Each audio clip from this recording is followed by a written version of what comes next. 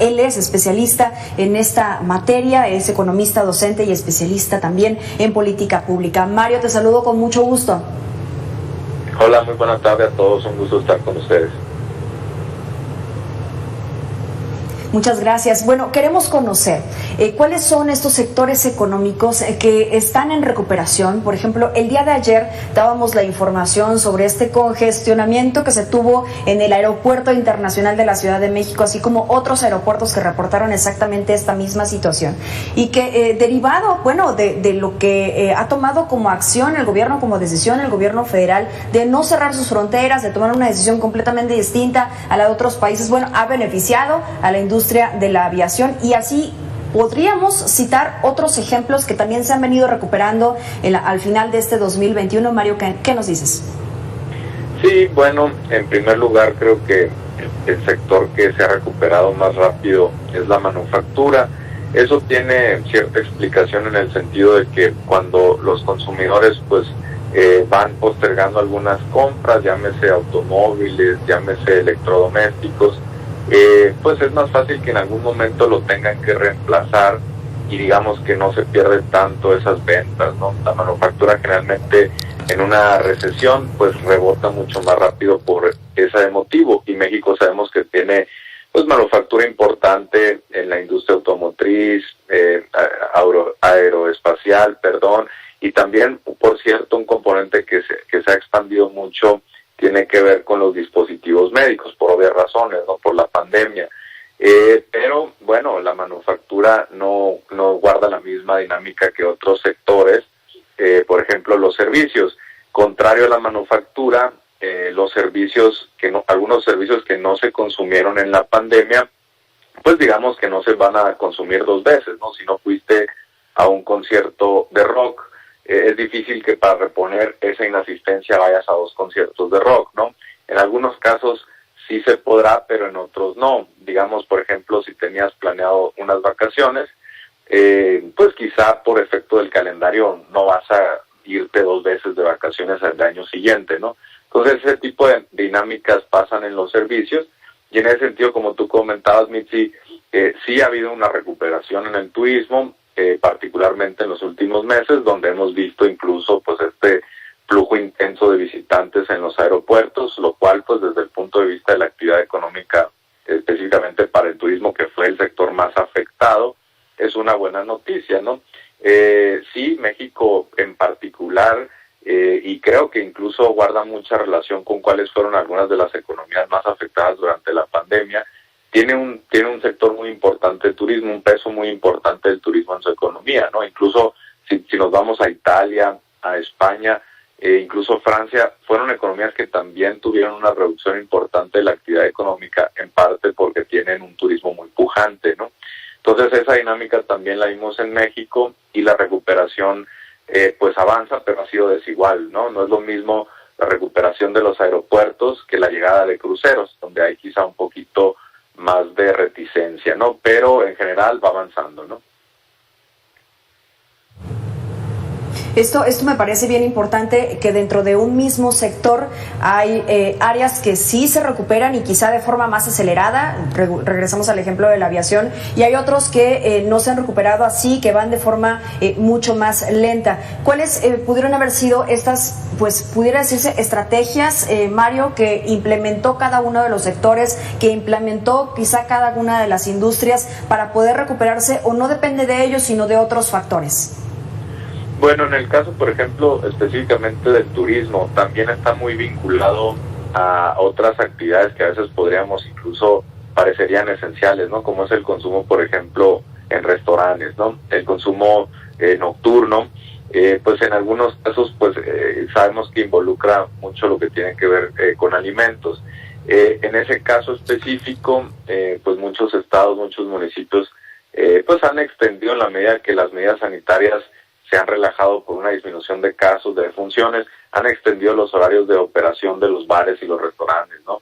Esa es una primera medida que por supuesto les ayuda. Caso inverso, si hay un aumento de casos y se restringen los horarios, y sobre todo también se restringe la capacidad del establecimiento, pues evidentemente eso merma las ventas, ¿no? Otros ahí mismo en ese subsector, digamos, han podido migrar hacia las ventas digitales, ¿no? Sabemos que hay un auge en las aplicaciones móviles y el envío a domicilio, y en ese sentido muchos sustituyeron el consumo dentro de los locales por el consumo a domicilio.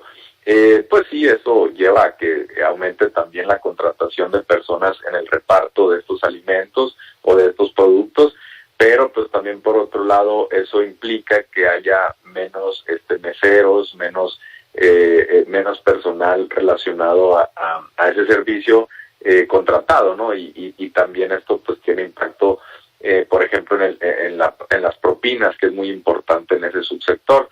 En el caso de las aerolíneas, pues la verdad es que poco a poco han ido retomando su plena capacidad. En un momento empezaron reservando algunos asientos, luego se descubrió que dentro de los aviones es muy seguro por el sistema de filtrado que tienen. En los aeropuertos todavía uno puede ver pues algunos espacios vacíos, eso merma un poquito la capacidad que tiene el aeropuerto, pero poco a poco se ha ido también expandiendo.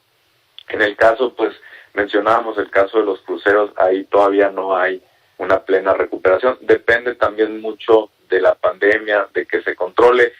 Todavía hay cierta desconfianza de algunos turistas o visitantes internacionales de viajar a otros países. Es quizá en ese sentido el consumo, el turismo por vía aérea se ha recuperado más rápido que el marítimo, ¿no? Y así podemos ir viendo distintas estrategias, ¿no? Por supuesto también prácticamente en todos los casos ha habido protocolos sanitarios pues muy vigilados, ¿no? Salvaguardados, y en ese sentido pues creo que es muy importante la coordinación que ha habido entre los tres niveles de gobierno con la iniciativa privada, por supuesto, ¿no? Ahora, Mario, déjame preguntarte esto y hablar sobre todo de lo que le toca a los gobiernos cuando tienen que implementar estrategias. Ya decíamos el caso de no cerrar fronteras y que esto benefició, bueno, a la industria aérea porque México se volvió de alguna forma un país de conexión con otros países que cerraron fronteras o que tomaron decisiones diferentes. Estados Unidos con una estrategia para poner incentivos a las empresas y así una serie de países que tomaron ciertas estrategias que esto puede llegar a beneficiar a que la economía se recupere de manera positiva, de manera sana, pero también las mismas decisiones que se llegan a tomar en un gobierno también pueden generar esta lentitud para poder llegar a esa recuperación. ¿Cómo has visto en este caso, en el caso de México, las decisiones que ha tomado para poder llegar a esta recuperación? Sí, es muy importante mencionar que en este caso de la pandemia y las medidas que se tomen para controlarla o para mitigarla, varían y no se pueden tomar las mismas medidas para todos los países, ¿no? Por ejemplo, en el caso de Nueva Zelanda, pues es una isla y además una isla muy remota, ¿no? Cerrar sus fronteras seguramente es mucho más eficaz, sus fronteras aéreas y marítimas es mucho más eficaz que lo que podría lograr Brasil, México, Estados Unidos, países territorialmente muy extensos, donde tienen distintos puntos de entrada, ¿no? En el caso de México, incluso si cierras la frontera, de todos modos tienes un cruce ilegal o informal, migratorio muy intenso, ¿no? En ese sentido, pues cerrar las fronteras a visitantes, pues pudo haber ayudado un poquito, pero no del todo, ¿no? Nunca se va a poder controlar del todo, y no tenía mucho sentido tampoco que esas fronteras pues permanecieran abiertas o el cruce migratorio por vía del mercado negro, vamos a llamarlo así, continuara de forma muy intensa, y por otro lado cerrar los aeropuertos o cerrar las aerolíneas y eso que las hubiera llevado a la bancarrota, ¿no? Entonces son decisiones que se tienen que tomar también desde el punto de vista de equilibrar costos y beneficios, ¿no? De estudiar esa parte es muy importante. Y en ese sentido, pues sí, efectivamente los países han tomado distintas medidas. Por ejemplo, en el caso de restringir los viajes entre países que de repente se detectaba una nueva variante, ha sido muy controversial. La verdad es que no hay evidencia de que sea muy costo efectivo, por así decirlo. Y en cambio, pues sí, crea muchas afectaciones, ojo, a nivel micro, a nivel de una familia, por ejemplo, que no puede viajar a ver a sus familiares, ¿no? Porque se le bloqueó el acceso a un país. Entonces, desde ese punto de vista, creo que no había necesidad de incurrir en eso. Por supuesto que los protocolos sanitarios, los controles, los filtros, la información de acceso, los formularios, todo esto va ayudando. Y en esa medida, pues creo que la llegada de turistas al país, pues la verdad es que no representó un gran riesgo, ¿no? Sabemos que México tiene una relación, pues, muy fluida comercialmente, pero también desde el punto de vista de que cruzan millones de familiares al día o bueno al mes, y en ese sentido hubiera sido una gran afectación completamente sellar al país, no hubiera sido, creo yo, deseable hacerlo, y además hubiera repercutido en la actividad económica de forma muy intensa, ¿no? Entonces yo creo que las decisiones que se tomaron fueron las adecuadas. Y en este momento, pues incluso hay más casos y más defunciones por millón de habitantes en los Estados Unidos que en México. Entonces, en este sentido, pues tampoco haría mucho caso sellar completamente la frontera, ¿no? Así es, ahí están las decisiones. Bien, entonces tenemos que los sectores económicos recuperados, manufacturero, aviación y turístico, principalmente en nuestro país. Mario, te agradezco mucho que compartas con nosotros en esta tarde y bueno, si no nos escuchamos ni vemos, excelente inicio de año. Muchas gracias por la llamada, Mitzi. Les deseo a todos felices fiestas y un feliz año en caso de no vernos. Muchas gracias. Muchas gracias. Muchas gracias, excelente tarde. Vamos a hacer una pausa y regresamos con más.